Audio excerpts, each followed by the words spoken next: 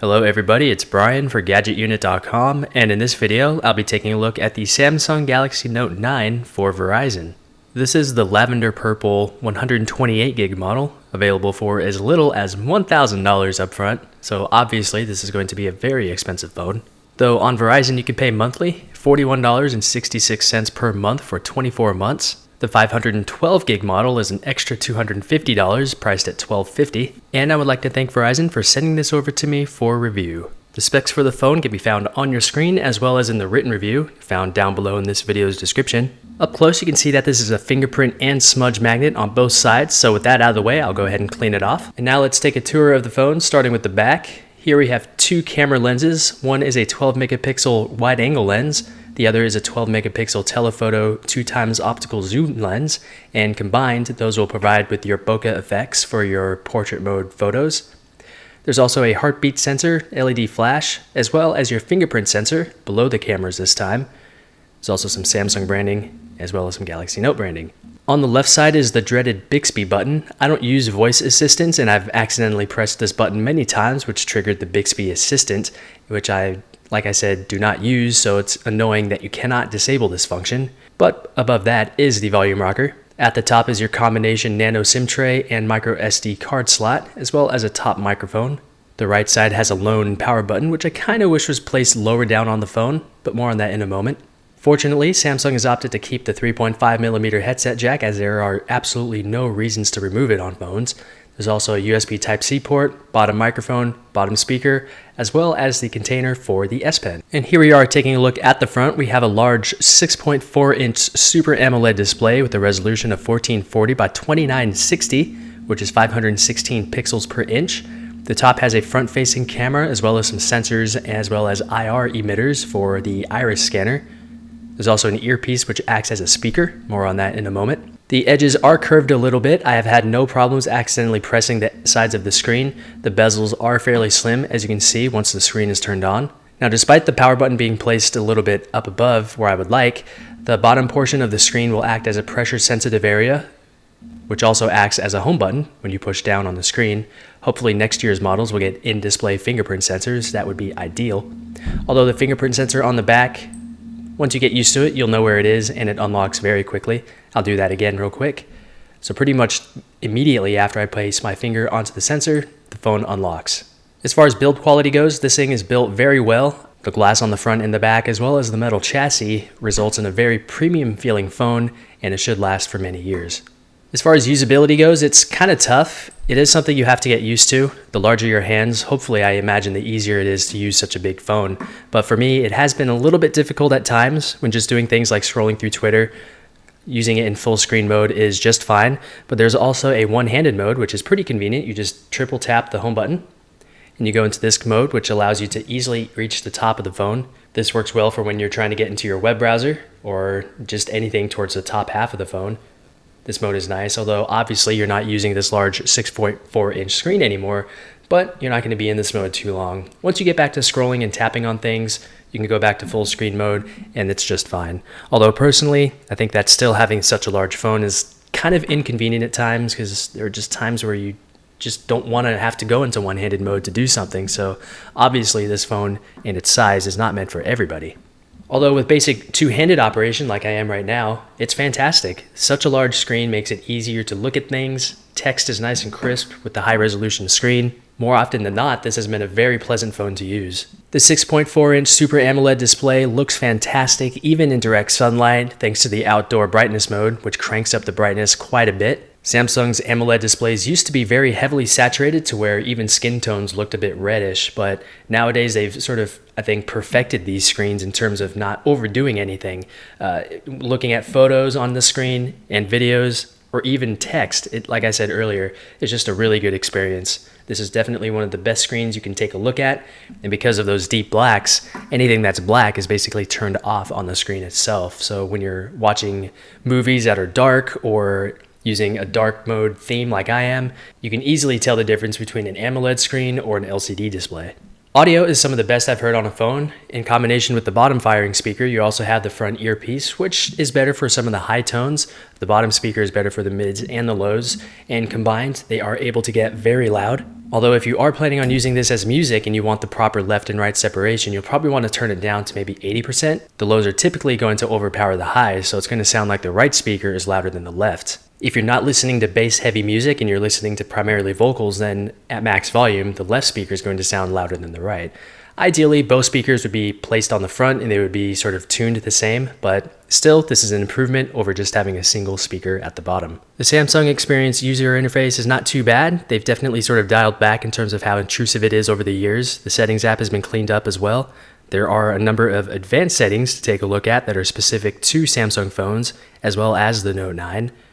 Everything is neatly organized, so you can get everything set up fairly quickly. There's also a built-in theme mode, which allows you to apply themes like the one I just showed, this dark theme. Unique to Samsung phones is a list-based app switcher. I find this to be the most efficient app switcher around. You can easily see more than a couple of apps on your screen at once and quickly switch between them, like so. Thanks to the 6 or 8 gigs of RAM, depending on which capacity you choose, switching between general applications is just fine. And to me, just having everything you have backgrounded listed here is really efficient, versus especially what you get with Pi. You can also swipe down on the fingerprint sensor on the back to bring down your notification shade, once more to bring down your toggles at the top, which makes it easy if you're using it with one hand. You can also check your heart rate using the heartbeat sensor on the back. We'll demonstrate that now real quick. So that's kind of nice to have. It's not something you might use that often, but it's better to have options than not. Unique to Samsung's larger displays is the Edge mode, which allows you to do a number of different things. You have your apps edge, so you can quickly trigger different apps. This also works from the lock screen. So if I want to go straight to, let's say, the settings app, I just swipe from the right, go to settings, unlock, and there you are. Other panels include a weather panel, like you can see here, compass, calendar, and there are a number of other ones to choose from in your settings. There are also third-party ones that you can download as well. There are so many other software features that Samsung packs into their phones that I haven't really used too much or have really been interested in taking a look at. But as I said, it's better to have these options than to not. And if you don't decide to use them, they don't seem to slow down the phone at all. The S Pen is nice to have. It clicks into place, so you have to push into it and it will be able to be pulled out like so. This is what it looks like up close. Hopefully the camera will focus properly. What's new to the Note 9 is that this is actually a Bluetooth-enabled S Pen, which once you pull it out of the little slot, you can use it to control different things of the phone. For example, it's set up to where if I hold the button, it will open the camera app, and I could just push the button to take a photo, like so. So that's kind of cool, and there will be third-party support for this. Currently, there's not really a whole lot you can do with that feature, but it is nice to know that you are able to use this for more than just writing on the screen. When you pull the S Pen out, you do get these options here along this side. You can disable this if you would like. Some of the options I have configured include going to my notes, being able to translate things that I highlight over using the S Pen as well as text. You can also use live messages to generate GIFs and send them off to people, so I can just write hello, tap play, and it will animate out like that. You can choose the format that you would like and then save it to your gallery. So that's kind of neat. It's not something you're going to use all the time, or maybe you do use it all the time. It's there for you to use. I'm not an artist or somebody who wants to take notes on my screen, so I haven't been using this too much, but you are able to use it for just general navigation. Tapping on things, if you're looking at a website in desktop mode, you can easily use the fine tip on the S Pen to more precisely navigate to what you want.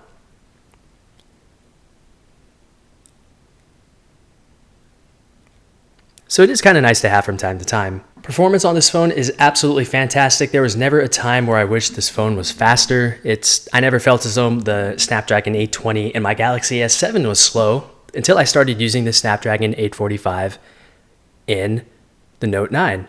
Pretty much every app I have on here, except for some games, takes just a second or two to open and be able to use. I'm not really a mobile gamer, but thanks to this phone's huge screen as well as the stereo speakers, the experience is fantastic. The GPU that's used in combination with the Snapdragon 845 CPU handles games like Asphalt 9 very well. No frame drops at all. Looks fantastic. Really blows my mind how far games have come nowadays. Thanks to the phone's 4000 mAh battery, this is one of the few phones that can get me through 2 entire days of usage. There were a couple of days where I wanted to really push the battery, so I decided to leave the brightness at full blast the whole time. I used this for GPS navigation with Google Maps as well as Strava, LTE video playback, some games, and even then I can still make it through the entire day. That big battery plus the efficient processor makes this phone last a very long time. Even if you're finding the battery life low, you can quickly charge this thanks to fast charging as well as wireless fast charging. Call and data performance using Verizon in San Antonio, Texas has been great. Data speeds are great as well. Their network isn't as dense as others, but even at low signal strengths, LTE speeds have been fantastic. Both photos and videos look fantastic. This phone does use AI to try and understand what's in your scene to better adjust its settings. The 2x optical zoom lens is convenient to have for trying to take photos of things a little bit further away. Though when you are switching between the two cameras when you're recording video, there is a slight stall when you're switching between them. Audio quality when recording video has been great as well. Low light performance has been fantastic. To conclude, I've never been somebody who believed the old saying of you get what you pay for, but I think that is certainly the case here. It's just one of those phones that offer practically no compromises, which is hopefully something you would expect for something priced this high. Once you can look beyond the initial sticker shock and start using the device, the little things like Samsung's additional software features to the convenient S Pen to the fantastic screen and camera and the amazing battery life, it all starts to sort of make sense. Not that I'm really wanting to justify a $1,000 smartphone that much, but given what we have nowadays, for your money, this is an exceptional phone, and for those who are able to get one of these, they're going to be very happy. So if you don't mind spending a lot, or you're just looking for a best-in-class big screen smartphone, look no further and get yourself a Galaxy Note 9. Again, big thanks to Verizon for sending this out to me for review. I really do appreciate it. This has been a really fun phone to use. And if there are any comments, questions, or suggestions about this or anything else, feel free to leave everything down below in the comments area. But that's it with the video. So thanks a lot for watching, and I'll talk to you all in the next one.